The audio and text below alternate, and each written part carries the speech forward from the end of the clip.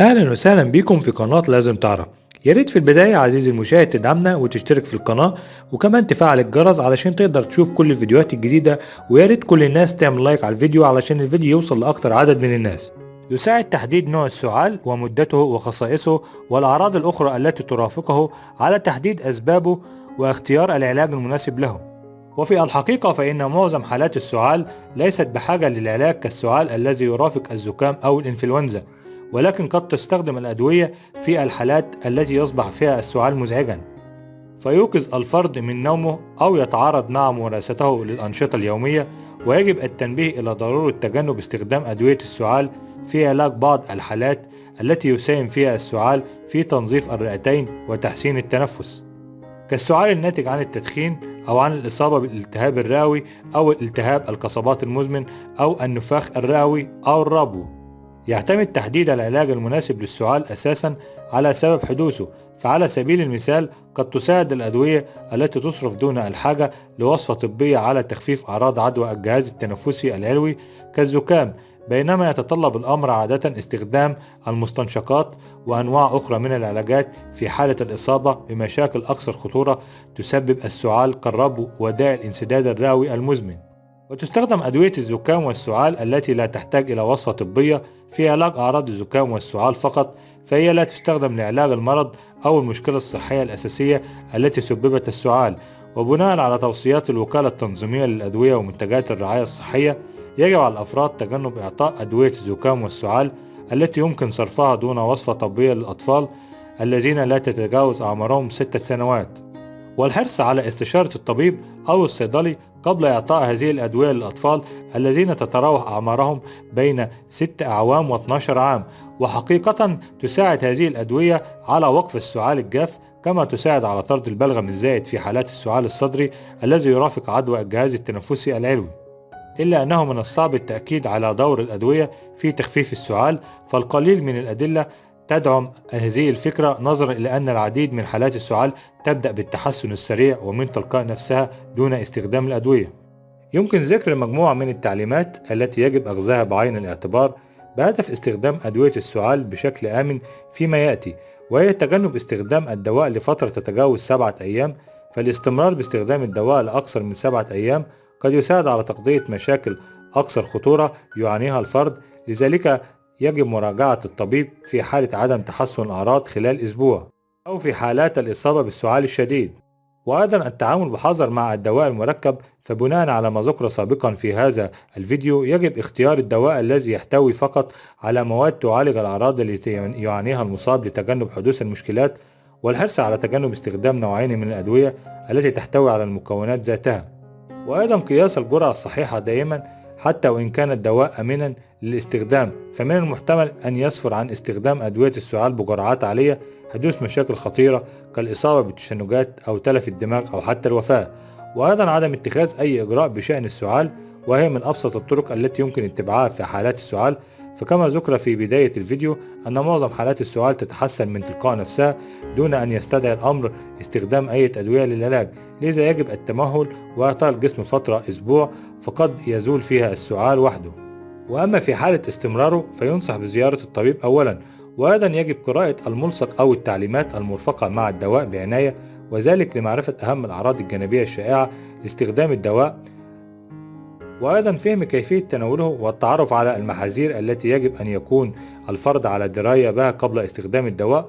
وأيضا التأكد من عدم استخدام أدوية السعال والزكام التي تصرف دون وصفة طبية لعلاج الأطفال دون عمر 6، حيث يرجع ذلك إلى ارتفاع خطورة إصابة أطفال هذه الفئة العمرية بأعراض جانبية لهذه الأدوية بنسبة أكبر من احتمالية الفائدة المرجوة من هذا العلاج. كما يؤخذ بعين الاعتبار تجنب استخدام هذه الأدوية أيضا للأطفال الذين تقل أعمارهم عن 12 عام. وتقدر الإشارة إلى أن العديد من الأشخاص البالغين الذين يتمتعون بصحة جيدة لا يعانون عادة من أعراض جانبية عند استخدام أدوية السعال التي لا تحتاج إلى وصفة طبية، إلا أنه قد تسبب هذه الأدوية أحيانا الشعور بالنعاس أو التهيج أو الدوخة، لكن قد تكون الآثار الجانبية لاستخدام أدوية السعال التي تصرف دون وصفة طبية تعتبر مصدرا للقلق لدى كبار السن أو الأشخاص الذين يعانون من مشاكل صحية أو الذين يستمرون باستخدام أدوية السعال لفترات طويلة. وهنا تكمن أهمية استخدام الدواء الأنسب في العلاج. فعلى سبيل المثال يمكن علاج السعال الخفيف والمستمر الذي قد يكون مصدرا للإزعاج. أما الحالات الأكثر شدة فهي تتطلب استخدام المضادات الحيوية بشكل متقطع أو المواد الأخرى المشابهة لها. يمكن علاج السعال في الحالات التي يحدث فيها كنتيجة لوجود سبب محدد بعلاج مسببه، وفي الآتي بعض الأمثلة على ذلك، وهي العدوى البكتيرية والتي يمكن علاجها بالمضادات الحيوية، وأيضا الحساسية حيث يمكن علاج الحساسية بتجنب الأشياء التي تسبب حدوثها قدر الإمكان، إلى جانب تناول مضادات الهستامين التي توقف تفاعلات الحساسية في الجسم. والربو قد يعالج باستخدام البخاخات التي تحتوي على مواد تساعد على تخفيف الالتهابات في الممرات التنفسية. وأيضا علاج التدخين ينصح بالإقلاع عن التدخين ليتحسن السعال. وأيضا الارتجاع المعدي المريئي الذي يحدث عندما تتسرب الأحماض وتنتقل من المعدة إلى المريء، فتستخدم مضادات الحموضة التي تعادل أحماض المعدة والأدوية التي تقلل كمية الحمض الذي تفرزه المعدة في علاج هذه المشكلة التي قد تسبب السعال.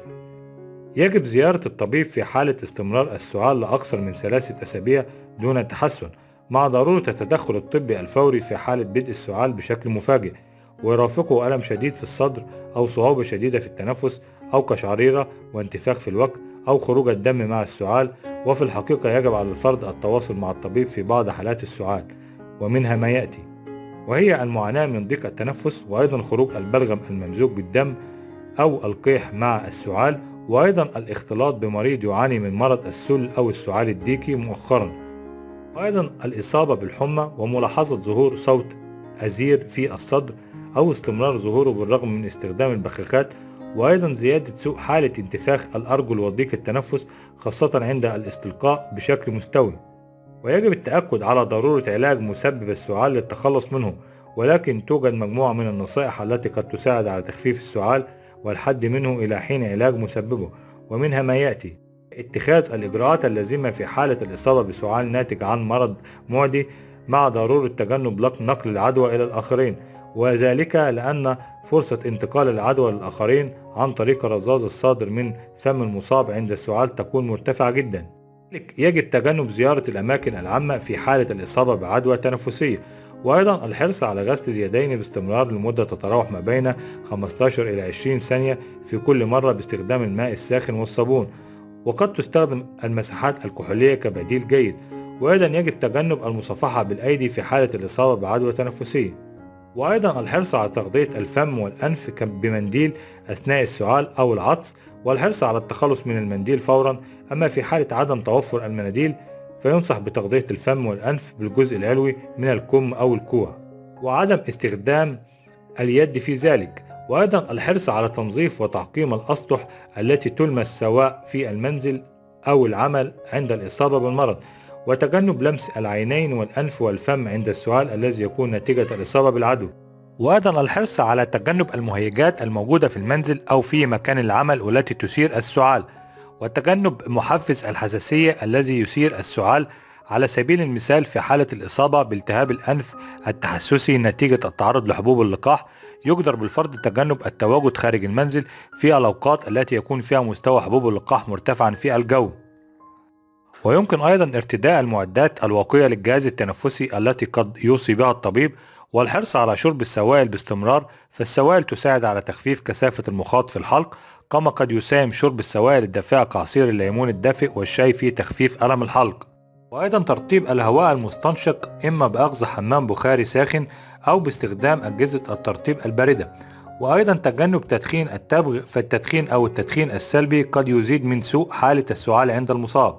أيضا تناول العسل، حيث يساعد تناول ملعقة صغيرة من العسل على تخفيف السعال، فالعلاج المنزلي الذي يحتوي على العسل قد يكون مفيدا وآمنا للاستخدام، ولكن يجب التنبيه على ضرورة تجنب إعطاء العسل للأطفال دون عمر السنة، وذلك لاحتوائه على نوع من البكتيريا التي قد تسبب التسمم في الجسم.